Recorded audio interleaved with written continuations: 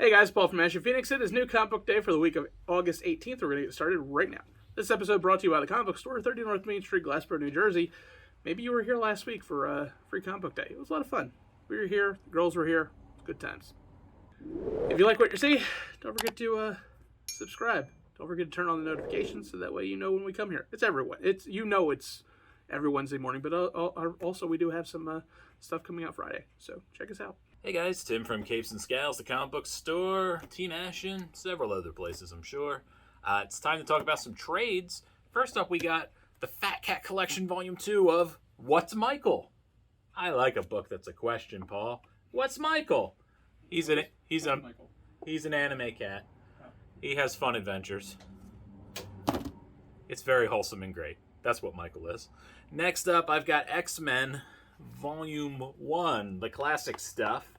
This is issues 1 through 10. It has two different covers. It has the classic number 1 cover, and then this Cho?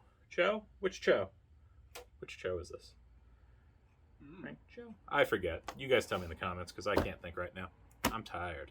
Marvelverse, Doctor Strange. This is a pretty cool mix of Doctor Strange stories. It's a good, if you've got no Doctor Strange, read that one. Gotham City Monsters. We didn't read this, did we? I feel like this came out a while ago. Yeah, I didn't. Yeah, it's Steve Orlando, so Steve Orlando, great. Now we have Crimson Flower. I read issue 1 of this. This was pretty cool. That's issue 1 through 4, the whole series. Reign of X, Volume 3. I hate this. I've been very adamant about it, and I'm not going to stop now. I don't like collections like this. I think it's silly. And don't buy them. Two Moons. Two Moons is a pretty graphic story. Horror and historical fiction. I am a fan of historical fiction for sure. We got Marauders, Volume 3. Kitty Pryde with a killer perm. Who doesn't like that? Right, Paul? Paul's ignoring me. We've got Heroes Reborn. Paul enjoyed that for the most part, right? Still ignoring me. Heroes Reborn just wrapped recently. Power Rangers, Volume 2. This is when they split into 2 different books. And finally, something I know Paul loves. Radiant Black, Volume 1 is finally out. Friday probably you'll have a review for it? Yep. Friday there'll be a review for it. First up, we have X-Men, The Trial of Magneto, issue number 1. This takes place immediately following the Hellfire Gala, in which Wanda's dead. At least we think Wanda's dead. I don't know. Does anybody stay dead in Marvel? Does anybody actually stay dead in the X-Men universe? She's sleeping. It could be. This is a lot of reading because it's very much like a Law and Order episode where everybody's talking about how things happened and then finding out who did what. And by the title, the assumption is at least it's Magneto that killed the Scarlet Witch. It really does go through a lot. It's really interesting. I have a feeling it's not going to be what we think it is. But it was a solid read. If you're into the X-Men, you don't necessarily need to read anything leading up to this because it's pretty much cut and dry from the very beginning. You understand what happened, how and why, some of the motives, and where it goes from here. So check it out. All right. Well, I enjoyed all 3 of my books, and I had a real hard time putting them in an order. So I guess we'll just go with it. First up, we got Kang, the Conqueror, issue number 1. This is a pretty interesting story where you have an older Kang, 30s, 40s kind of Kang, and he has pulled Nathaniel Richards, who is also Kang, from the future to try to teach him all the errors of his ways so he knows what not to do when he's him doing it. It's fun, right? And it gets pretty crazy, and there's a lot of scheming on both their parts.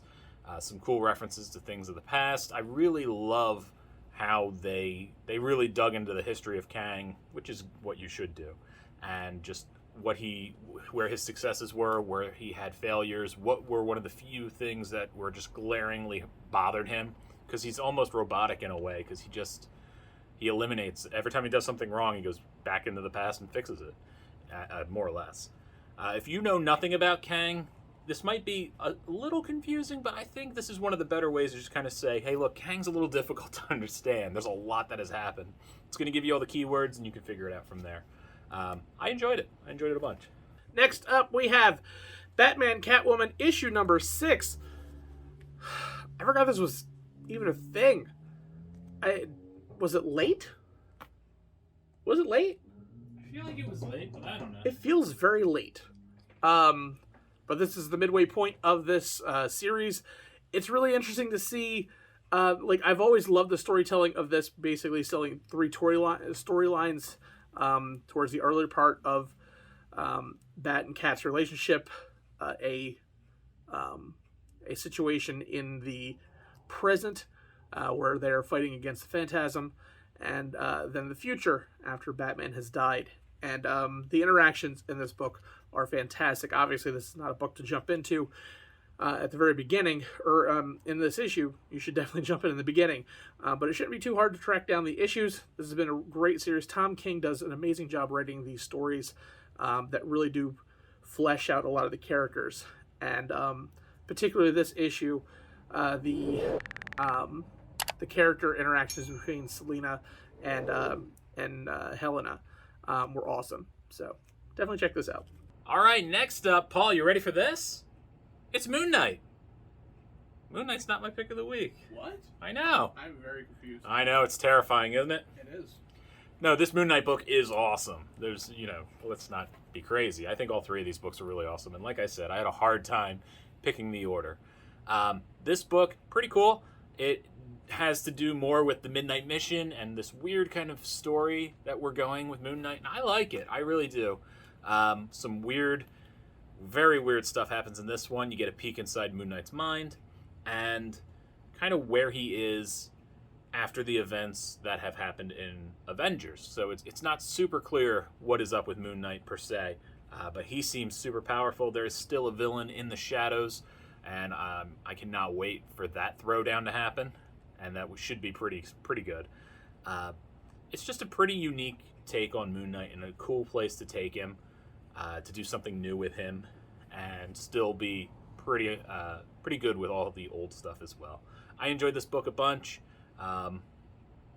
Yeah, man, it's Moon Knight. Just Moon Knight.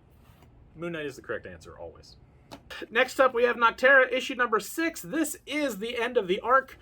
Everything has gone from bad to worse to really bad to kind of better and then worse again. It's the best way to describe this book, as we figure out this place that is awesome is not nearly as awesome as it could be or should be, and Bill is ready to kill everyone, and they have to get out of that place, basically. There's a lot of twists and turns in here they don't really want to spoil, but I mean, this has been an amazing series so far, and I'm really looking to see where the next arc starts. But you should definitely grab this. Obviously, you're probably going to need to pick up the rest of the issues, but I mean, trade should be out probably in a month. Image is really, really good about getting their trades out, so just in time to be able to pick up for the next arc. So definitely grab this. All right, time for my pick of the week. Paul, do you know what it is? No. All right, it's Second Chances from Image Comics. This book is awesome. It is black and white. I know that some people don't like that. To those people, I say, you're idiots. This book is fantastic. It deals with a man. It's called Second Chances because he will basically wipe you from existence, make it look like you've been murdered or killed or whatever, and give you a new life. And he operates outside of the law, I suppose. And he gets a call from his friend, an old acquaintance, who's like, I'm in trouble. And he goes to help him even though he tells him not to. And things get so incredibly weird. There is another story happening at the same time with a woman who works for a big-time lawyer, and she is like snooping around in his stuff. There's some weird emails, and these two stories actually end up crossing over a little bit, which that in of itself makes me really want to keep reading this, because it's a very interesting, very weird story, and it's a very real-world action story, and I feel like it's hard to do action in a comic book sometimes, and I was pretty much on the edge of my seat reading this, so I can't wait for more of this. I think everybody should check it out. It was pretty solid, so second chances, get it. Or else? I don't know. And my pick of the week is Man-Eater's The Curse, issue number 2. This is one of the most fun books I have read in so very long. I love everything about it. I really need to go back and read Man-Eaters to kind of get a better idea of what Maud does, but the way they describe how things are going, because, I mean, Maud goes to summer camp every single year, and she is that overachieving child, and as her friend is trying to fumble through trying to find all of these kids, she's just trudging through because she seems to just know everything, because she's that know-it-all kid, that know-it-all brat that just excels at everything in summer camp. And it's just so wonderfully written. I can't wait for more. Go back, Paul. Go back. There they are. 3 of them. 3 of them. Tres. There you go. So I probably will check those out. But yeah, we're still trying to figure out where the kids are. There's a lot of asides with her parents, and the fact that nobody's coming to help them, and we get an interesting twist at the end of this book. But man, this is a lot of fun. Definitely pick up the first issue. You don't have to read Man-Eaters to understand this book, which I do love. But yeah, check it out. All right, guys, that is it. Thank you for making it to the end of the video. Thank you for hanging with us. Thank you to everybody who checked out Paul and Tim Do a Thing, that other channel that Paul and I do. We do a thing. We do a thing. We made it very vague, so if we ever wanted to do different things, we weren't lying. We're still doing a thing. We're still doing a thing.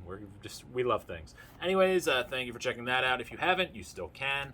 And also thank you to Team Ashen and the ladies of Team Ashen who came out for Free Comic Book Day. That was a lot of fun. People had a good time.